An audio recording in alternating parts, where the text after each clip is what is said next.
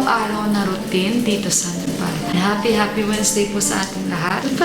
Ba't pala may pagganong-ganon? Wala naman akong lashes. Guys, may dalawa akong hawak na Milky Bar dahil dito sa Nepal, may mga birthday ang mga bata. Yung mga regalo o dala ng mga bata para ibigay doon sa birthday celebrant is chocolate. Kaya ito, bumili kami kagabi ni Johan. Simple lang nila guys. Kumbaga is parang naging kaugalian na nila na sa tuwing may magbe-birthday, kahit matatandaan na sila, nagbibigay sila ng mga sweets. Simpleng pa-cake lang and depende rin guys sa pamilya. Minsan magluluto lang sila, simpleng dinner lang kasama ang family. Sa atin kasi, iba sa atin, di ba? So sa kanila, parang hindi sila masyado yung nagse-celebrate talaga. Buti-buti na nga ngayong generation guys dahil nagse-celebrate na sila. And may nag-comment sa akin before na hindi sila nag-blow ng candle.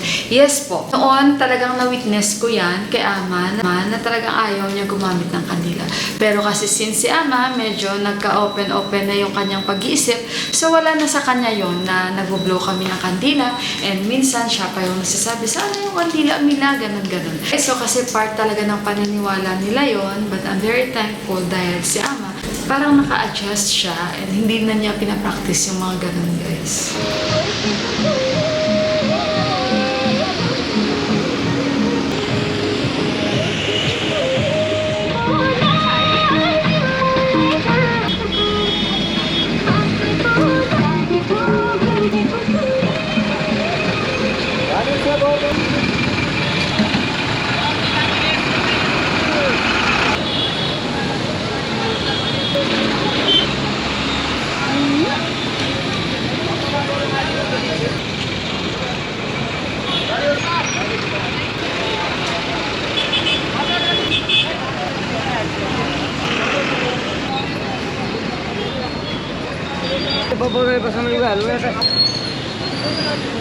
Guys, punta tayo di Pakwil buy me gold. Mag-shopping tayo ng gold today guys. Lagi ni Ama pinupuntahan na gold shop. Kami naman ang pupunta dahil wala dito si Ama.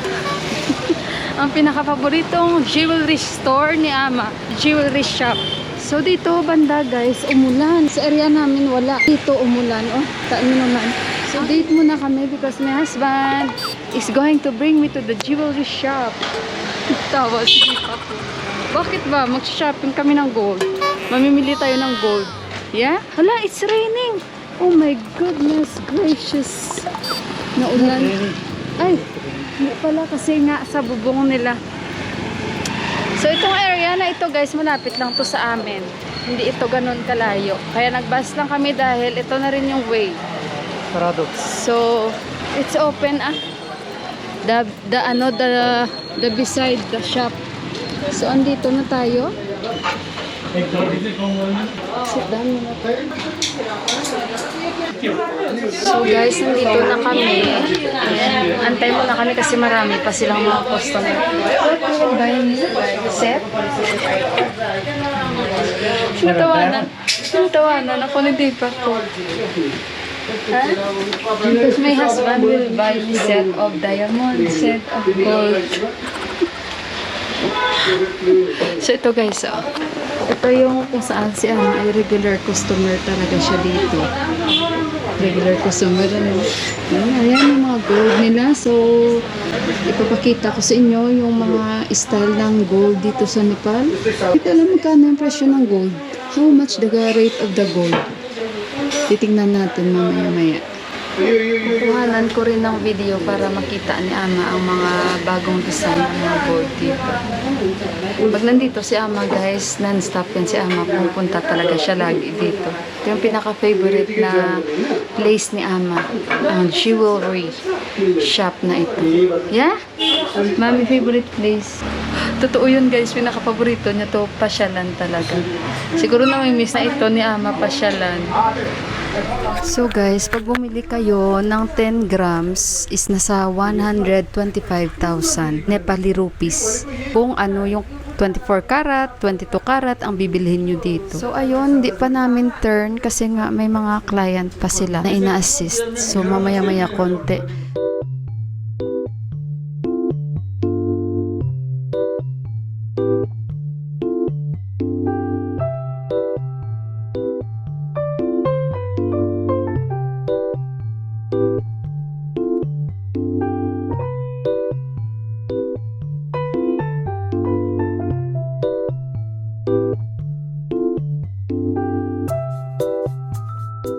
So, dito ba guys, for example, magbibenta ako ng ginto ko. Tapos bibili ako nung ginto nila na mga binibenta. Yung mga yun guys, yung iba, parang galing na rin sa ibang tao yun. Binibenta nila yung mga ginto nila dito. Nagsasanla din naman dito guys. For example, ibibenta ko yung anong binili ko dito, ang ginto. Basta dito mo lang binili, basta may resibo ka lang. Kasi syempre, hindi naman nila tatanggapin kung walang resibo. First time kong makapunta sa store na ito, year 2008. Yeah, the first time I visited this shop, 2008, no?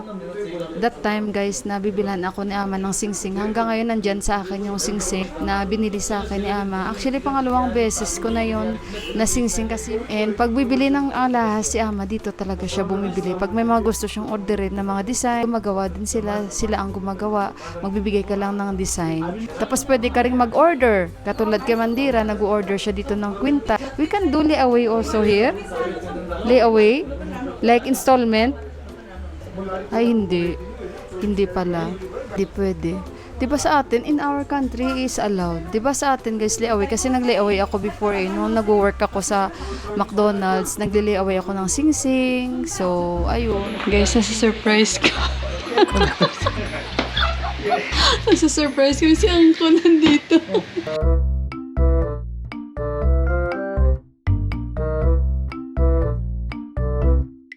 So guys, ito na guys, oh. The one may, gold. Ito na binili ni Deepak sa akin. Sinuot niya na sa akin, guys. Aray ko. Sandali. Ay, nako. Ito na guys ang binili niya sa akin na ginto. How much is this? The original price? 3 lakhs. 3 lakhs, guys. Can you imagine my husband bought me this? 3 lakhs? How much? Boy ni, how much price? Kunin to na sa'yo. Nakikabang pa si Tipa. 3 lakh daw.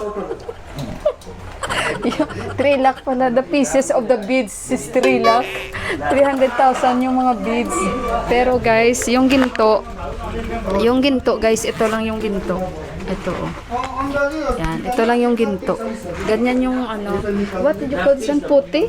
Puti ang tawag dito. So, inantay lang namin si Uncle and sabay kami uuwi. Ito guys, kay Ama ito. So, in order ni Ama yan, kinuha lang namin. And ayun, sabay na lang kami kay Uncle. Nagbas si Uncle kasi, sabi ko kay Dipa, bibisitahan namin si Hajur Ama. Si Hajur Ama guys, nilalaroan niya yung kasi may video si Mandira sinend sa group chat namin. Nilalaroan niya yung pag nagbe-breathing exercise siya, naaaliw siya sa bola ba, na umaakyat. So guys, inantay ko lang dito si Dipa kasi sasabay na lang kami nila Uncle uwi. And then, pinabili ko siya sa The Burger House, crunchy fried chicken. Doon guys, oh. Sabi ko, bili ka ng katirol, yung kinain namin nung last na parang shawarma. So, nandun siya ngayon para bumili. Inantay ko dito si Uncle, guys. So, andito kami guys. Order kami. Katirol. Why no piro? Yes. Sabi niya, upo ka muna. Yo, yan yung forma natin. Thank you to Sis Kenny. Nagbigay sa atin ito from Canada. Naaya kami ni Uncle. Punta doon daw sa bahay nila. Pero sila pa kasi may burden yan.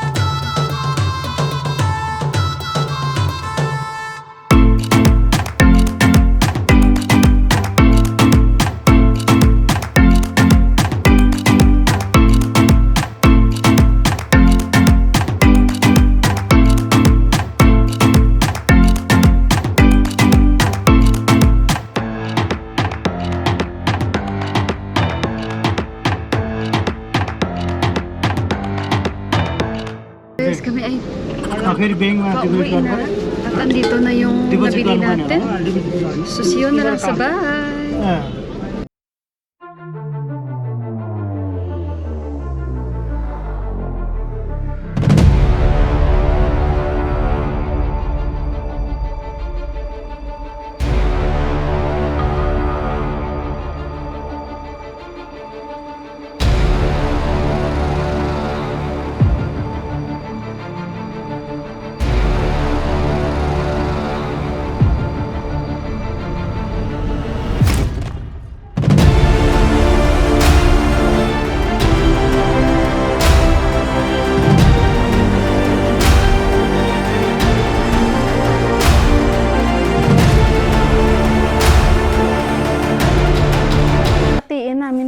Deepak, lagyan ko muna ito ng placemat. Placemat to ni Yuan kasi minsan dito siya nakain sa itaas, di ba? So, hatiin ko lang ito kasi alis si Deepak. Parang ang dami manok na nilagay, no? Pero alam niyo ba guys, hindi ako fan ng maraming palaman. Kinukuha ko yung tinatanggal ko. Pag kumakain kami or nag-break kami na shawarma, ang aming binabawasan ko guys. Ayoko ng maraming palaman sa loob. Kaso lang parang mamantika siya, ano? Kanina sana lagyan pa niya ng ano, ng yung chili. Sabi ko, wag, tikman nga natin itong manok. Alam niyo guys, okay yung manok ah. Papa, bigay ko to kay Deepak. You eat ha? Dito lang natin. You bring na lang. No. You eat. Si Deepak ko kasi